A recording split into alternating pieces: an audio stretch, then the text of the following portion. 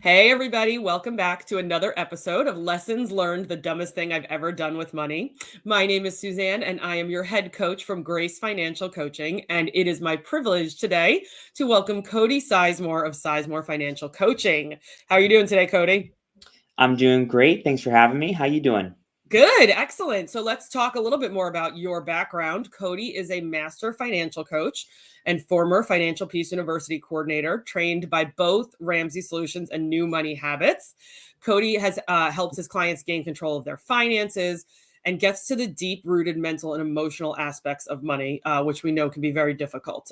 Cody helps elevate his clients to their true potential, strengthening couples' marriages, and most importantly, providing hope. That is a lot, Cody. Tell us more about your coaching business. I started my coaching practice. It was June of 2020, so almost a year and a half now. And like I said before that, I was a FPU coordinator as well. But ever since starting this coaching practice, it's just been like the biggest blessing that has ever happened to me. I've never done work this fulfilling and that's made like this much of an impact. So it's been great. And I help, a ton of different types of people, but the people that I love helping are driven millennials who are just like ready to take charge and, get out of debt and, finally like have that chance to like actually live their life in the purpose that they were supposed to. Because I do believe that we're all put on this earth for a purpose. And I know from personal experience that money can hold people back from that. So it's a pretty big deal for me to help people get beyond that so they can actually start living that life.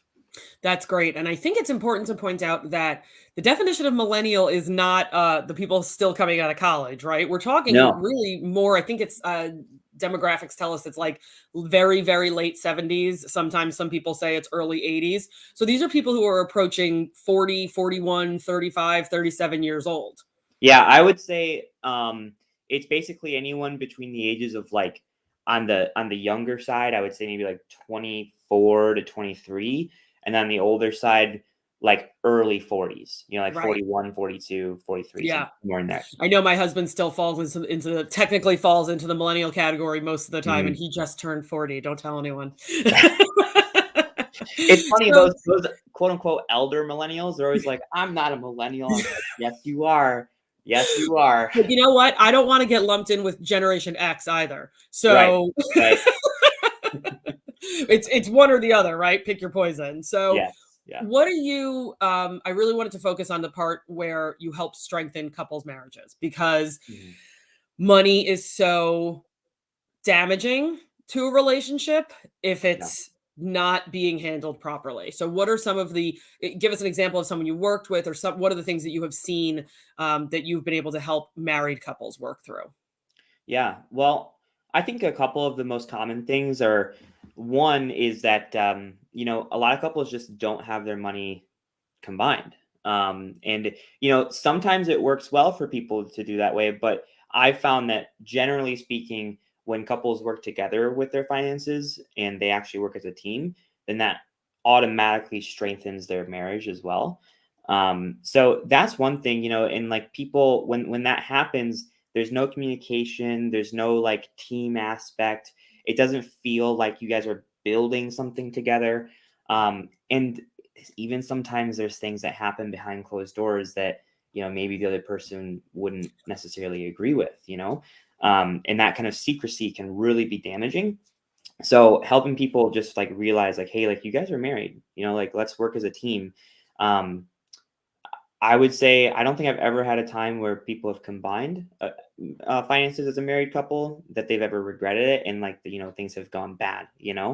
Um, so that's one thing, and then another area too is just that maybe their finances are combined, but they're just so out of whack, or like they really just they're trying their best, but they're not sure what to do or how to do it or when to do it, and that lack of direction and that lack of clarity really brings a lot of stress on both of the partner's shoulders, which then seeps over into other areas of their marriage too.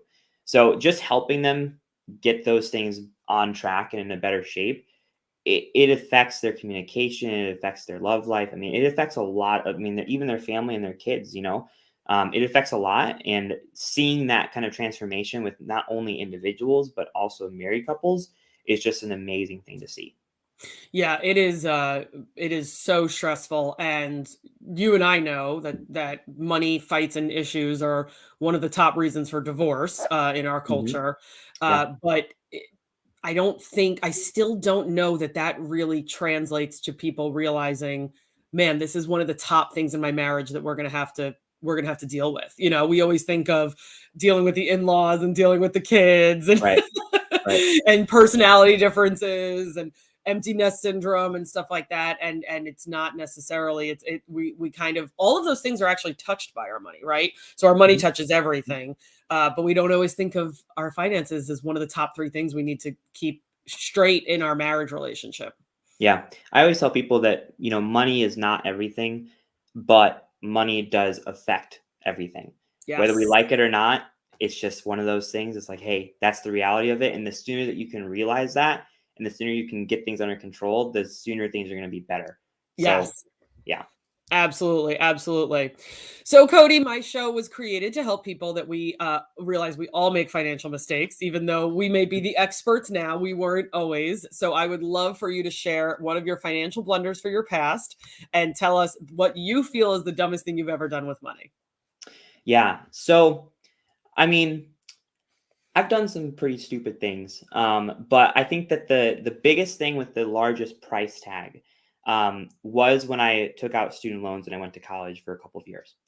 And the reason that this is in a mistake for me personally is not simply just because I took out student loans, but it was because of the way I went about it. So as I graduated high school, I didn't really have like a plan. I didn't really know what I was going to do with my life. I just knew that most people were going to college, and I knew that's what my parents wanted me to do. So that's what I did. And I just went to college, and I was like, what do I want to do? So I just took, just random classes and everything.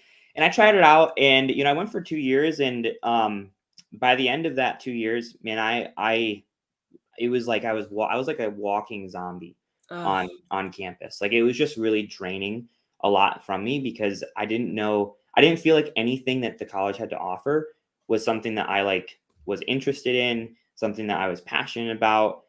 Even like the campus itself, it just was not like a very inviting campus either.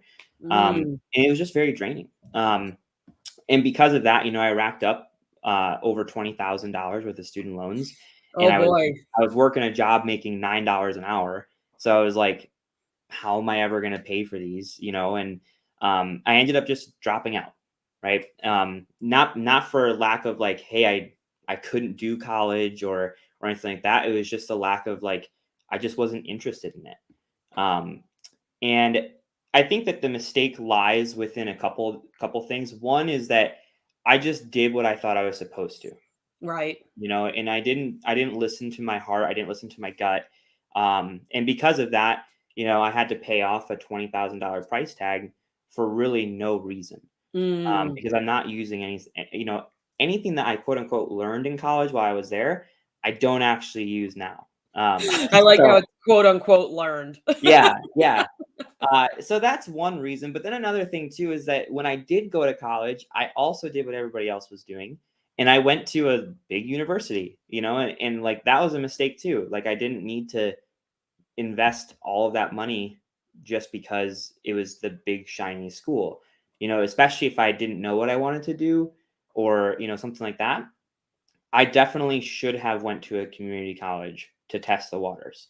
Yes. I definitely should have tried a little bit harder to make those those scholarships or grants or anything like that. I was not interested in college so much that like even putting in the work for that was just like, yeah, I'm not interested. So So I messed looking up a couple back of at times. your 17, 18-year-old Cody self, Mhm. what do you think, I think so much pressure is put on, like I said, those 17, 18-year-olds who have to decide, oh my gosh, I'm picking a 4-year university. I'm going to have to go in and say, this is what I think I'm going to major in.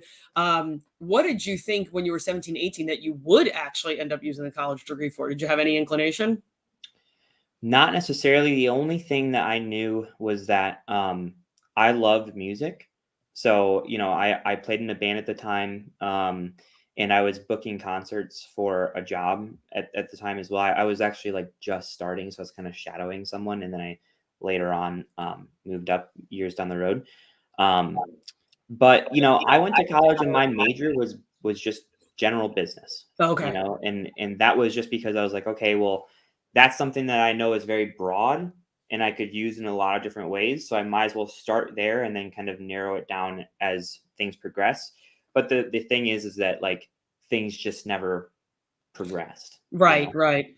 So Yeah, you actually had a little bit more direction than I did at age 17 walking into college, which was I thought I was going into education, and junior year I changed over to business, and I was yeah, yeah, like, I am not teaching other people's kids, that's for sure. right. So Yeah. what do you mentioned community college. If you could go back and you could go to community college, pick something local. Obviously, you don't stay on site at community colleges. What do you think you would have taken with that? Do you think you would have stopped at 2 years? Do you think you would have continued? What kind of opportunity do you think community college would have given you that we didn't, that neither you or I got because we went straight into a 4-year college? Yeah. Well, if I could have gone back to when I graduated high school, I think that the very first thing that I would do differently is I would take a year to just like decide what I want to do or try something out. Like I said, I was playing music at that time. I was trying to learn the concert industry as well. And I think that if I would have taken that time to actually like invest myself into that I could have gone further. And I went decently far with the concert industry as well, even with going into college. But um, after that, I think that I probably might have seen some value in going back to college. And if I did choose to go to a community college, I think that it makes sense to go for like the first 2 years for sure. And then maybe switch to university if you feel like super excited and you're very invested in, this university has like a program that's really good, that kind of thing. But, I think that community college is a good thing overall. I think that people have like a negative stigma towards it, which I Oh think yeah. is, I don't think it's necessary. Because when's the last time that you went to the doctor's office and you asked them where they went to school? Like never. Like no one really cares. They just care that you know what you're doing and that you can get them results. That's so funny that you say that because the only time I've ever actually commented on like a doctor's diploma that was sitting on the wall was Mhm. because the doctor had done his undergrad at the same place my sister had done her undergrad. And so So there's the literally connection. I didn't even care where he went to medical school. I was like, "Oh, my sister went to that school." And we didn't talk about his degree. We didn't Yeah. talk about all the years he spent in medical school. We talked about where he would have hung out at that university, and that's how where my sister used to hang out at that Mhm. university. Yeah, yeah, exactly. And the only reason you even brought that up is because you had that personal connection. If it was someone else, they'd be like, "Oh, cool, there's some diplomas." Right, right, right. You What does know? that say? It's all fancy script on the wall, whatever. He graduated from somewhere, right? Yeah, yeah. So what do you tell you have a w- you kind of have a cautionary tale to tell your clients Mhm. whether they're, thinking about going back to grad school if they're 22, 24 years old, or they're parents of somebody who's about to go into college. So what kind of with this experience that you've personally had, how do you take that and translate that to assist your clients? Yeah. So I first want to set the record straight and just say that I am by no means anti-college. I think that college is a great thing. And I think that's a great thing for people that it makes sense for, so those teachers, those engineers, those nurses, those lawyers, people like that. I think that college is a great thing and it's a necessary thing, right? Um, but there is I just believe that it's not like the only way for success. And I think that for a long time, up until probably the last like 5 to 10 years or so, that was very much painted to young kids who were getting out of high school that like, hey, if you don't go to college, you're not going to succeed. I know that I felt that personally. I know that all of my friends who graduated with me felt that as well. And I know that that was a normal thing for a long time. And I think that now people are starting to realize that, yes, college is a good thing and it can be a good way to actually, like, make a great career. But it can also be a way for people to get into college and get out with a degree that doesn't necessarily mean that they're going to have a great career, and Right. they're stuck with all that debt. And there's other ways to go without college that can provide those good careers and those good services, And I just think that having those options and knowing that the options are on the table is something that's very important, because I know that that wasn't something that I necessarily had. Now, my parents, they were looking out for the best for me. They had every good intention at heart. And when I told them that I wanted to stop going to college, they supported me. Oh, They're like, okay, well, we want you to stay in, but if this is what you want to do, we believe in you. And that was wow. That's awesome. really, yeah, that's a big deal because especially once we've invested that time and money into it, obviously the money was still going to have to get paid back later. But Yeah. once we've invested X number of dollars and X amount of time, for a parent to be able to say, okay, you know what, I support your decision that this might not be the path that you need to take. That's great. Yeah. And that's what I think the whole premise is like, you know, college can be an amazing thing, but it's not the only thing that can be amazing. And I think that just having that open mind and just like understanding that, hey, like there are so many different paths to success and so many different paths to happiness in life, that you can't just like funnel everything into one place, Right. And I think that as long as people understand that, then they can make the decision for themselves that is the best one that they feel. Yeah. I have, clients that I used to work with, when we got to the point of them setting up, an account for their daughter, who's only 3 or 4 at the time, I said, "Okay, do we wanna do a 529? What do we wanna do?" This was one of the goals that they had while we worked together, and they were so adamant that they did not wanna do a 529. They Mm, wanted to do a completely separate brokerage account because they both felt like they had been pushed into college. mhm. And they didn't want to be the parents who made their child feel like they got pushed into college. They said, "We're not even looking at a 529. We're going straight to a Right. brokerage account. We're gonna tell her this is how much money she's got, and if she decides to go into the military, if she and they have, no military in their family. If she decides to go into the military, if she decides to go to a trade school, this money's gonna be sitting there, but it's gonna be sitting there for her to use at her discretion, and we're not going to say, 'You have a 529, you have no choice but to go to college now.'" Good news Yeah. is 529s are a lot more flexible these days, but they felt very strongly about that. So, Yeah. there are options. I think sometimes parents think it's only the 529 or nothing. Yeah. Yeah, and I have a first grader and I have a baby on the way as well. And I've talked to my wife about this exact same thing, and we've kind of decided that we're going to take the same approach. We're going to put money aside for whether it be college or something else, but we're ultimately going to allow the child to decide what they want to do. Obviously we're going to tell them like, hey, if you want to go to college, that's awesome. Go to college, because that could be a great thing. Now, if you do to go to college, don't make the same mistakes that I made. Be smart about it. But if you don't want to go to college, then there better be like a good like plan in Yeah, place, and that's fine too.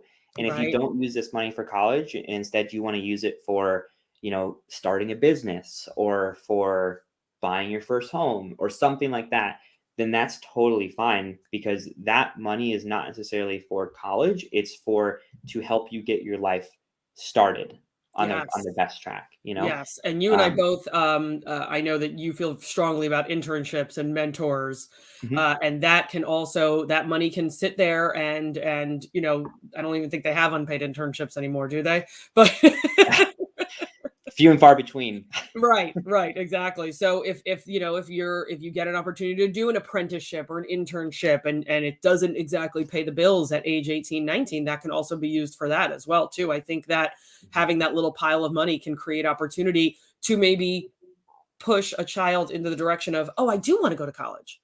But I didn't know that a year ago when I was 16 or 17. And now I have the ability to say, I worked in an area, I interned in a certain field, and this is what I want to do. And they can take that path more confidently.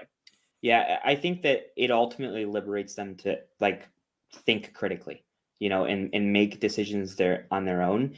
And the last thing that I want to do as a parent is I want to push my child into a situation that maybe they don't feel is right for them or they're not passionate about. And then they look up 30 years down the road and they're like, what am I doing with my life? Why did I never do that? Like I don't want that for my kids.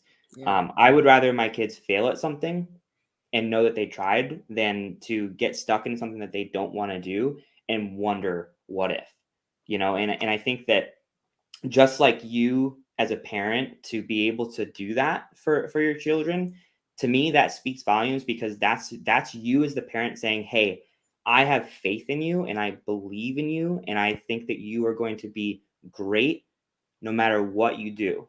You just need to do it, and if you tell people, and your kids in particular, if you tell them you have to do this, otherwise all these bad things are going to happen, that's you indirectly telling them, hey, if you don't do exactly what I tell you to do, you're going to fail. And I know that because I don't believe in you, and that's not me as a parent. And I think that kids need to understand that they have to believe in themselves. And when they have that self-belief, they're going to succeed. It's just human nature. Yeah, yeah. That support system, having good parents behind you is invaluable.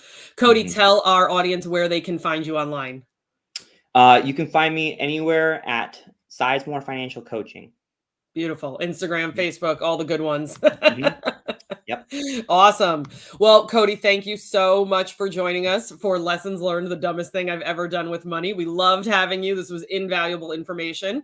And I hope everyone will, if you're just tuning in, I saw a bunch of people coming in and coming out. If you didn't catch all of Cody's great advice, please make sure to check out the YouTube channel for Grace Financial Coaching so you can watch the replay. And we'll see you guys next Thursday. Thanks again, Cody. Thank you.